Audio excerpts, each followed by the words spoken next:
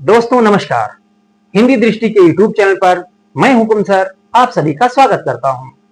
कहानियों की श्रृंखला में आज की कहानी है कानों में कंगना, राधिका रमण प्रसाद सिंह।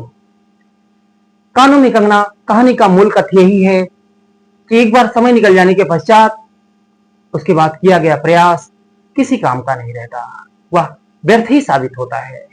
तो आइए शुरू करते हैं आज की कहानी कानों में कंगना।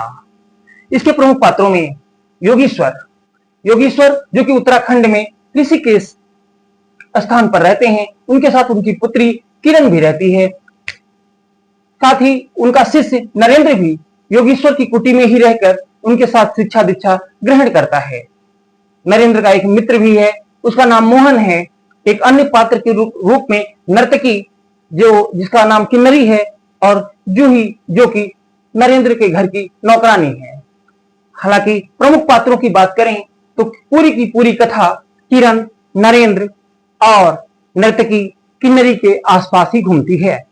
तो आइए शुरू करते हैं आज की कथा कानों में कंगना, एक अनोखी कथा।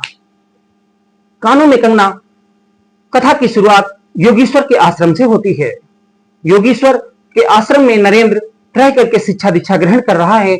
आज उसकी शिक्षा ग्रहण करने का अंतिम दिन है। वो अपने गुरु को गुरु दक्षिणा के रूप में एक पीतांबर, एक जोड़ी कंगन और 5 स्वर्ण मुद्राएं अर्पित करता है। लेकिन गुरु उसके इस गुरु दक्षिणा को स्वीकार करने के बावजूद उसे वापस ले जाने को कहते हैं, क्योंकि योगीश्वर कहते हैं कि तुम्हारे जैसे शिष्य को पाकर मैं वैसे ही धन्य हो गया। इससे बड़ी गुरु दक्षिणा और मेरे लिए भला क्या हो सकती है। योगेश्वर इतना कह ही रहे थे कि तब तक उनकी पुत्री किरण अंदर से आती है और एक जोड़ी कंगन लेकर चुपचाप अंदर चली जाती है। किरण का इस तरह से दौड़कर आना और कंगन उठाकर अंदर चले जाना योगेश्वर और नरेंद्र दोनों के लिए बड़ा आश्चर्यजनक था। लेकिन दोनों ने किरण से ऐसा कुछ नहीं कहा जिससे उसे बुरा लग सके। दोनों ने ही आंखों में देखा, और जैसे दोनों की ही सहमति हो कि अगर किरण की खुशी है तो उसे कंगन ले जाने देते हैं। किरण कंगनों को ले जाती है और पास में ही तालाब के किनारे खड़े होकर उन्हें कानों में पहन रही है। वो बार बार कंगनों को कानों में पहनती है और बार बार अपने आप पर प्रसन्नचित होकर ऐसे ही मुस्कुराती है जैसे वह स्वयं से ही बातें कर रही हो। आसपास का वातावरण इतना मनमोहक है कि वाकई दिल छू जाए। ऐसी स्थिति में उधर से गुजरता हुआ नरेंद्र जब अपने घर जा रहा होता है तो किरण की इन अटखेलियों को देखता है और देखते ही देखते मंत्रमुग्ध हो जाता है। अगले दिन किरण को उनके पिता योगीश्वर कुछ समझा रहे हैं कि तभी किरण के पास नरेंद्र आकर के बैठ जाता है। योगीश्वर नरेंद्र को देखकर बहुत ही आश्चर्यचकित रह जाते हैं। कहते हैं, नरेंद्र, मैं तो तुम्हें ही याद कर रहा था और तुम आ भी गए। वैसे बेटा मैं तो चला और अब मेरे जाने का समय आ गया है। इससे पहले कि नरेंद्र कुछ पूछ पाता, योगीश्वर किरण का हाथ नरेंद्र के हाथों में रखकर इस दुनिया से विदा ले लेते हैं। योगीश्वर एक महान योगी थे और योगी की मृत्यु, योगी का देह त्याग कुछ वैसा ही हुआ जैसे कोई समझ ही ना पाया। नरेंद्र को ऐसा लगा जैसे योगीश्वर महाराज सिर्फ और सिर्फ उन्हीं का रास्ता देख रहे थे। नरेंद्र जैसे आता है, योगीश्वर अपने धाम को चले जाते हैं। अब सारी की सारी जिम्मेदारी नरेंद्र पर आ गई थी। गुरु द्वारा एक प्रकार से मांगी गई अंतिम गुरु दक्षिणा को नरेंद्र इनकार करता भी तो कैसे, क्योंकि नरेंद्र के हाथ में किरण का हाथ देकर गुरु गए थे, इसलिए अब जीवन भर किरण को खुश रखने की जिम्मेदारी नरेंद्र की थी। नरेंद्र चुपचाप वहां से सभी लोगों से विदा लेकर के अपने घर मुरादाबाद वापस आ जाता है। नरेंद्र आगे आगे और उसकी पत्नी किरण पीछे पीछे। मुरादाबाद आने के बाद यहीं पर धूमधाम से फिर से विवाह होता है और नरेंद्र और किरण बहुत ही अच्छा वैवाहिक जीवन व्यतीत करने लगते हैं। किरण बहुत ही सुंदर थी। उसकी सुंदरता इतनी मनमोहक थी कि कहां प्रकृति की गोद में रह रही वह नवयुवती यहां मुरादाबाद आने के बाद विवाह होने के पश्चात जब सभी साजो श्रृंगार करती है और छत पर जाकर के जब बैठती है तो मानो चांदनी रात में ऐसा लगता है जैसे चांद भी किरण को देखकर शर्मा रहा हो। नरेंद्र किरण पर मंत्रमुग्ध है। नरेंद्र किरण को जब भी देखता है उसे लगता है जैसे उसका सौभाग्य जाग गया हो। जाते जाते उसे गुरु इतनी बड़ी भेंट देकर के गए हैं जिसका ऋण वो कभी नहीं चुका पाएगा। वह अपने मन में यह सब सोचकर बहुत ही हर्षित होता है, बहुत ही प्रफुल्लित होता है और किसी तरह से किरण को कोई तकलीफ ना हो, वो हर हाल में खुश रहे, इस वजह से वो हर बार हर दिन कुछ ना कुछ किरण के लिए तोहफे लाता ही रहता है। और जब भी तोहफे लाता है तो बार बार जूही से ये कहता है कि जाकर के किरण से पूछ लो कि उसे कुछ और तो नहीं चाहिए। दोनों का वैवाहिक जीवन बहुत ही अच्छा व्यतीत हो रहा होता है, कहीं से भी कोई समस्या नहीं होती है। दोनों पति पत्नी एक सुखद वैवाहिक जीवन व्यतीत कर रहे होते हैं कि अचानक एक दिन नरेंद्र का मित्र मोहन का आगमन होता है और मोहन नरेंद्र से पास में जो नाच चल रहा होता है उस नाच को देखने की जिद करता है। वहां पर एक प्रसिद्ध नर्तकी किन्नरी आई हुई होती है। उसके नृत्य का, उसके रूप का बखान करके मोहन नरेंद्र से चलने के लिए कहता है। हालांकि नरेंद्र मना करता है, लेकिन मित्र द्वारा बार बार अनुरोध किए जाने पर नरेंद्र आखिरकार चलने को मजबूर हो जाता है।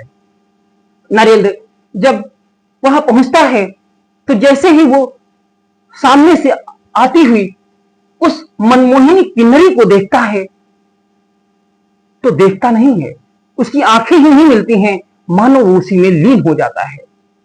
उसकी आंखें उस नर्तकी से इस तरह से उलझ जाती हैं कि फिर कभी सुलझ नहीं पाती।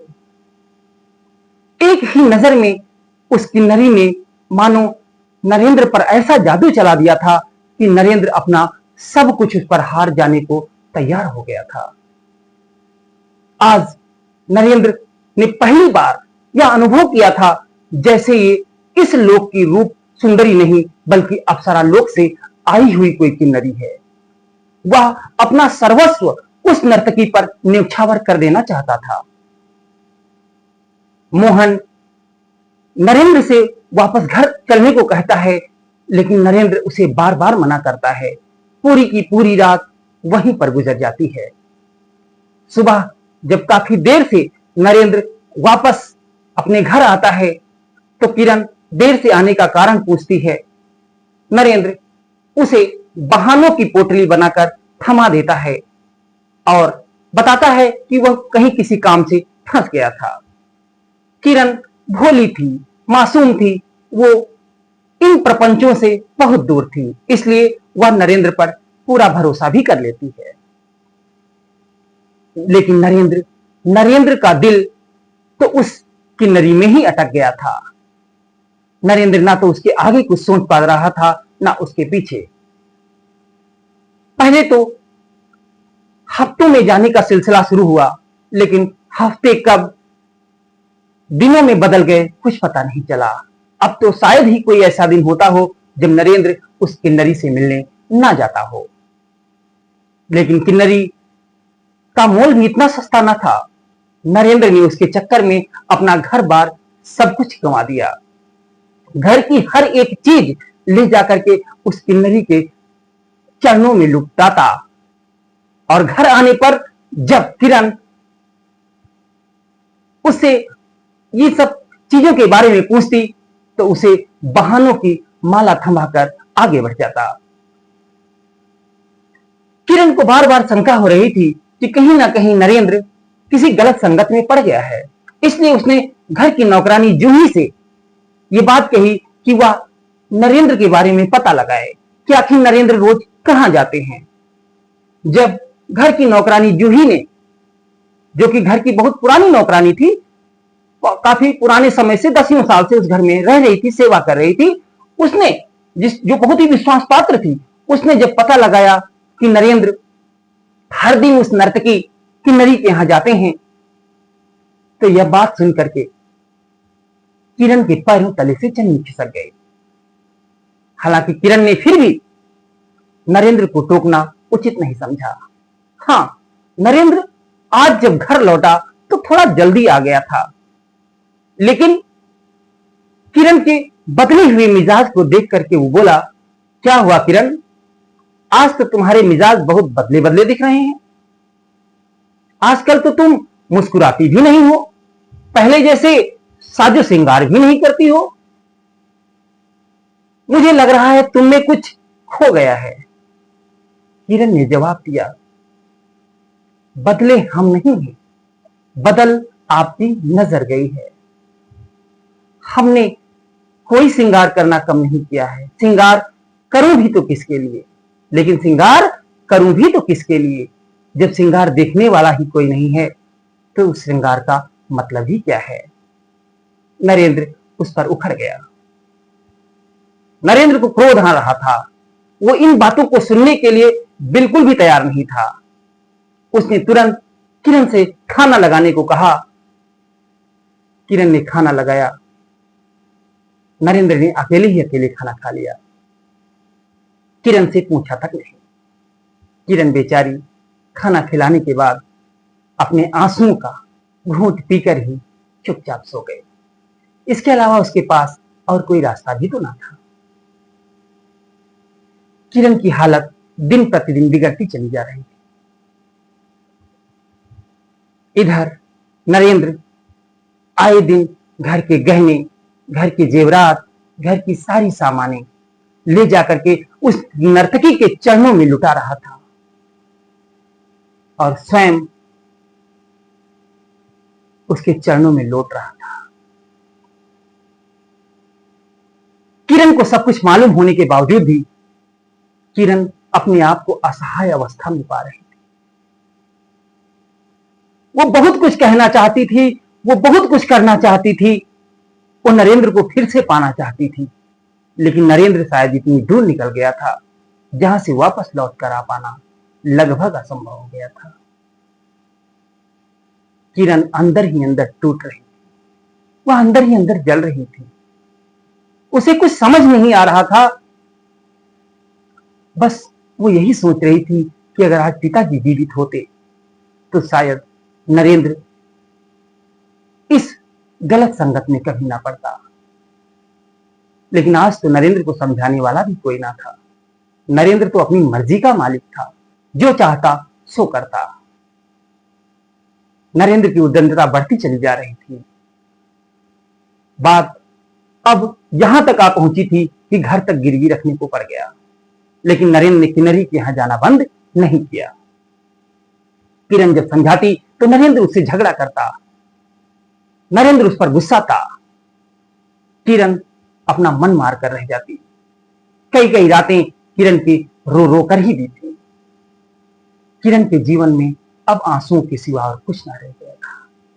ये वही किरण थी जो इतनी भोरी थी, इतनी भोरी थी, इतनी भोरी थी कि उस उत्तराखंड की गलियों में इतनी सादगी भरा जीवन जी रही थी, जो दुखों से, क्लेशों से, कष्टों से बहुत दूर थी। आज उसने जाना था, आज उसने देखा था कि संसार में कितना दुख है। जब अपना कोई अपनों से दूर होता है, जब अपना कोई अपने पास होते हुए भी दूर लगने लगे, तो हृदय में बड़ी पीड़ा होती है। लेकिन किरण करती भी तो क्या? हाँ, एक ही काम कर सकती थी। या तो रो सकती थी, या तो अपनी पीड़ा घर की सबसे पुरानी नौकरानी जूही बता सकती थी। और जूही भी बेचारी करती भी तो क्या, नरेंद्र के आगे भला किसकी चलती? वो तो घर का मालिक बन बैठा था ना, उसके आगे सब मजबूर थे। आज नरेंद्र फिर से किन्नरी के पास गया था, लेकिन अब उसे देने के लिए कुछ उसके पास नहीं था। सोने के सभी आभूषण वो पहले से ही उस नर्तकी पर लुटा चुका था। हीरे की माला हो चाहे सोने के आभूषण हो, सब कुछ उस नर्तकी को अर्पित कर चुका था। अब वो देता भी तो क्या? हाँ, चांदी के पाजेब बचे थे, उन्हें ही चुपचाप चुरा करके किरण की नजरों से बचा करके उस नर्तकी के लिए लेकर गया था। लेकिन ये क्या, उस नर्तकी ने, उस किन्नरी ने इन चांदी के पाजेबों को लेने से मना कर दिया और उन्हें दूर सड़क पर फेंक दिया। बोली, मेरी कीमत इतनी भी नहीं घट गई है नरेंद्र बाबू कि अब सोने से चांदी पर उतर आए। नरेंद्र ने कहा, आज कुछ भी सोने का घर पे नहीं था, इस वजह से मैं आज चांदी के लाया हूं। फिर कल जब आऊंगा तो सोने का ही कुछ ना कुछ लेके आऊंगा। किन्नरी ने कहा, नहीं नरेंद्र बाबू, कीमत हर चीज की चुकानी पड़ती है। अगर आपको यहां आना है तो आभूषण सोने का ही लाना होगा, चांदी से काम नहीं चलेगा। वैसे भी मेरे पास समय नहीं है, कल जब आना तो सोने का आभूषण लेकर ही आना, नहीं तो तुम मेरा नाच नहीं देख पाओगे।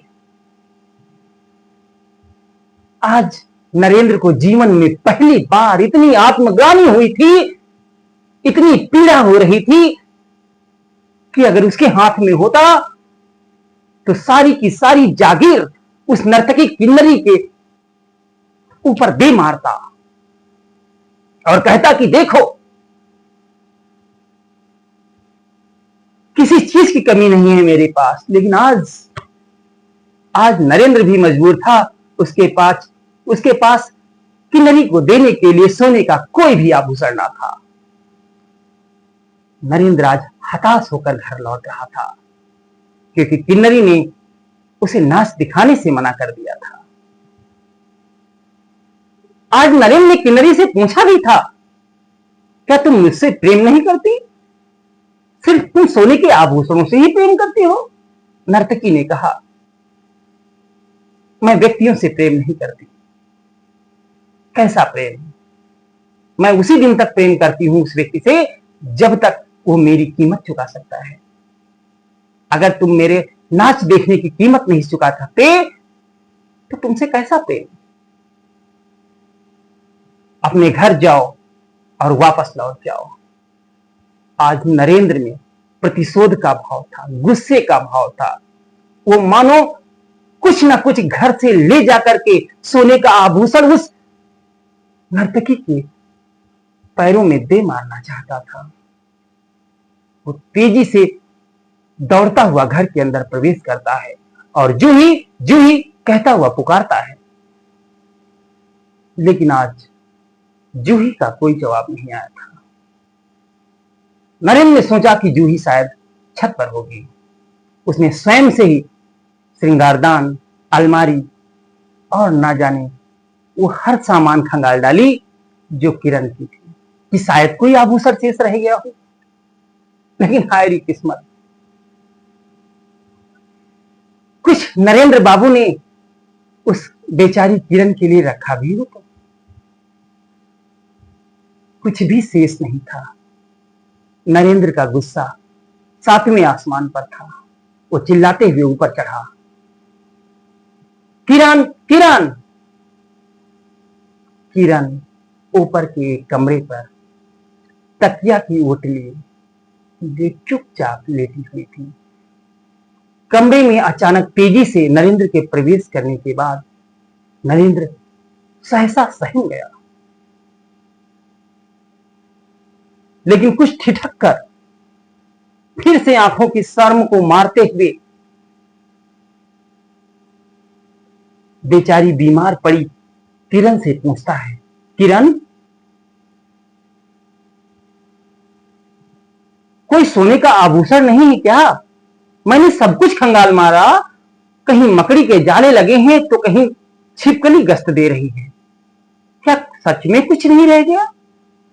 किरण कहती है ना,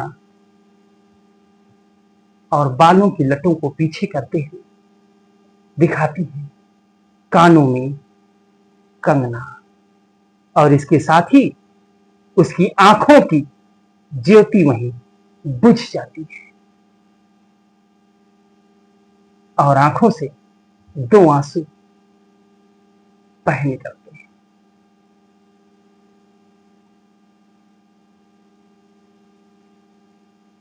नरेंद्र को यकीन नहीं हो रहा था कि ये क्या हो गया। वो किरण को आवाज देता है, किरण, किरण, लेकिन किरण तो इस दुनिया से जा चुकी थी, अब वो जीवित ना थे।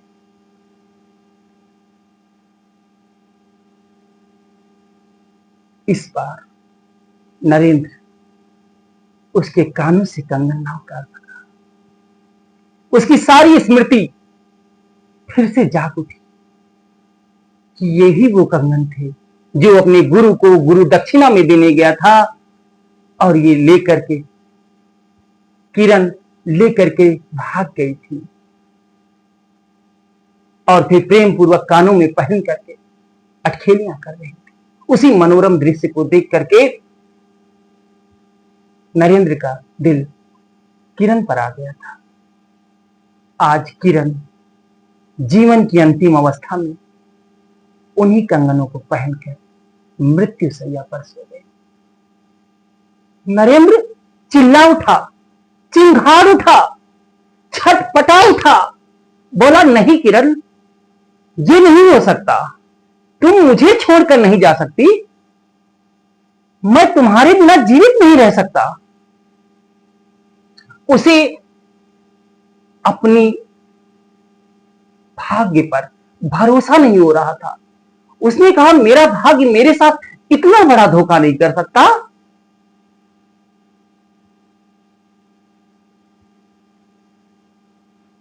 अचानक से उसे एहसास हुआ कि नहीं, उसकी आंखों से उसकी आंखों पर बंधी पट्टी जैसे खुल चुकी थी। उसे सब कुछ दिखने लगा था कि उसका संसार उजड़ गया है। एक नर्तकी, एक किन्नरी के चक्कर में उसने अपनी पत्नी को बेमौत मार डाला है।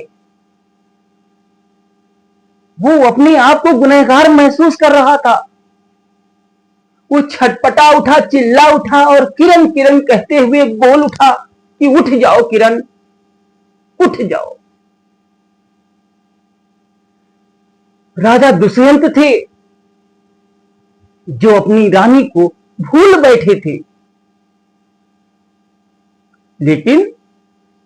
लेकिन अंगूठी मिल जाने के बाद उनकी सारी स्मरण शक्ति वापस आ गई थी और उन्होंने अपनी शकुंतला को ढूंढ लिया था, उसे पा लिया था।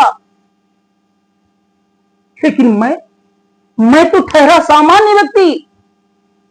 किरण जिस लोक में चली गई है वहां से वापस लाना मेरे लिए असंभव है। अब मैं अगर अपने प्राण ही दे देता हूं तो भी किरण वापस लौटकर नहीं आएगी। हाय किरण, तुम मुझे छोड़कर क्यों चली गई? पश्चाताप के आंसुओं में नरेंद्र डूब चुका था। वो मानो किरण को सब सुख दे देना चाहता था, लेकिन किरण तो इस दुनिया को छोड़कर जा चुकी थी। नरेंद्र अपने किए हुए कृत्यों के लिए किरण से माफी भी नहीं मांग पा रहा था। वो सिर्फ पछता रहा था और ऐसा पश्चाताप कर रहा था, बिलख बिलख कर रो रहा था कि काश किरण तुम एक बार मुझे मौका दे देती तो मैं अब उस नर्तकी के चक्कर में कभी ना पड़ता। मैं एकदम सुधर जाता। लेकिन लाख पछतावा करने के बावजूद नरेंद्र किरण को वापस नहीं ला सकता था। उसकी आंखों से पट्टी तो उतरी, उसकी आंखों से माया मोह प्रपंच की पट्टी तो उतरी, लेकिन उसके जीवन में अंधकार छा चुका था। अब उसे सुधरने का कोई मौका नहीं। अब सिर्फ और सिर्फ उसे जीवन भर आंसू ही बहाने थे, और वो भी पश्चाताप के। और यहीं पर कहानी का समापन हो जाता है। तो ये थी आज की कहानी, कानों में कंगना, राधिका रमण प्रसाद सिंह। तो दोस्तों, ऐसे ही मनोरंजक प्रेरणादायी कहानियों को सुनने के लिए हमारे चैनल को लाइक, शेयर और सब्सक्राइब करिए, और बेल आइकन का बटन दबाना ना भूलें, ताकि हमारे द्वारा जो भी वीडियो जारी हो वो आप उनका नोटिफिकेशन आप तक आसानी से पहुंच सके। आज की कहानी में इतना ही। फिर हाजिर होंगे एक नई कहानी के साथ। आज दीजिए मुझे इजाजत। नमस्कार, धन्यवाद।